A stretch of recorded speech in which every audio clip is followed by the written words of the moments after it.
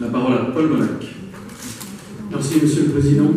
Donc, merci à notre vice-président pour ses explications sur la PAC et ce rappel historique, de façon claire, sans jugement de valeur d'ailleurs, contrairement à certains procès d'intention que j'ai pu entendre. Donc, le groupe des régionalistes salue la volonté de la région de mettre en place une méthode qui permette à la Bretagne de peser dans le débat stratégique de la future PAC. Cette méthode, avec consultation, audition et débat public, permettra de faire en sorte que la position exprimée ne soit pas celle de la collectivité régionale, mais celle de la société bretonne dans son ensemble. C'est là une stratégie qui va donner de la force à l'expression de fond que nous aurons ensuite. Aujourd'hui, la PAC est un levier important pour les revenus agricoles, pour l'évolution des pratiques, pour la relocalisation de la valeur ajoutée auprès des exploitations, pour l'aménagement de nos territoires ruraux. C'est donc ces différents enjeux que nous devrons faire passer dans la future PAC. Nous ne voulons pas ici aller au fond du débat, puisque celui-ci aura lieu après l'été. Nous voulons néanmoins pointer ici deux éléments importants parmi d'autres. Premièrement, nous partageons complètement l'appel du président de région envers la Commission européenne d'avoir le courage d'une véritable politique régulatrice. Je crois que c'est effectivement très important et les propositions qui sont faites par Montmagry me paraissent particulièrement intéressantes. Avec les contrats cycliques, on peut responsabiliser y compris la Commission européenne, puisque si les prix se tiennent, eh bien, les agriculteurs n'ont plus besoin d'aide. Donc ça permettrait aussi d'alléger le budget de l'Europe. Ça permettrait aussi de donner une lisibilité à nos agriculteurs, parce que c'est vrai qu'aujourd'hui, ils n'en ont plus. Alors, j'ai entendu beaucoup de choses contre le FEUL, mais enfin, je tiens quand même à dire que la fin des quotas a été votée bien avant, sous un gouvernement qui n'était pas un gouvernement socialiste, avec un ministre de l'Agriculture qui s'appelait Le Maire à cette époque-là. Alors, je disais donc cela parce que ça permet de resituer. Le système des aides découplées, on en a parlé, est aujourd'hui inefficace et coûteux. La future PAC doit mieux contribuer à assurer la stabilité des marchés et surtout mieux permettre de toucher un revenu équitable.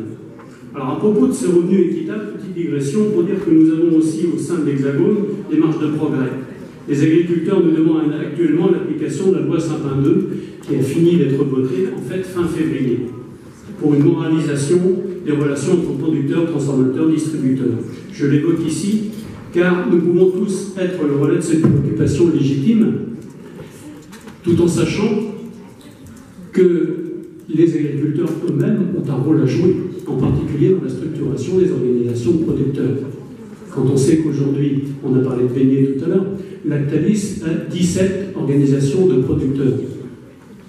Comment voulez-vous peser sur Lactalis avec 17 organisations de producteurs? Déjà, avec une seule, ce serait déjà pas facile, mais avec 17, on comprend bien que l'atomisation ne conduit pas à un rapport de force équilibré. Deuxièmement, nous voulons souligner ici l'importance pour la Bretagne que le FEADER, comme ensemble de fonds européens, soit après 2020 toujours géré par la région pour adapter les principes et les décisions aux réalités de nos filières et de notre territoire. J'ajouterais même qu'il importe que nous avancions sur une régionalisation totale. Aujourd'hui, on l'a dit, la région est opérateur de gestion, mais la région ne paye pas. Et c'est là toute la différence avec nos voisins européens. Alors je pense que Marc Le Fur est devenu comme moi un fédéraliste, parce qu'il prend l'exemple de la Belgique, je pense que c'est à dessein. C'est un pays fédéral. Et on voit bien que ce que la Belgique arrive à faire, la région Bretagne l'aurait fait si on lui avait donné la possibilité de le faire. Et si on ne gardait pas l'organisme de paiement, en fait, au niveau du ministère de l'Agriculture, qui a voulu faire un super méga au niveau informatique, et en fait, qui n'y arrive pas. Donc, si nous avions le premier pilier et le deuxième pilier, nous, directement, en paiement au niveau de la région de Bretagne, ça fait longtemps que les agriculteurs auraient eu leur argent. Donc là, le problème n'est ni européen ni régional, il est bien national. Bien national.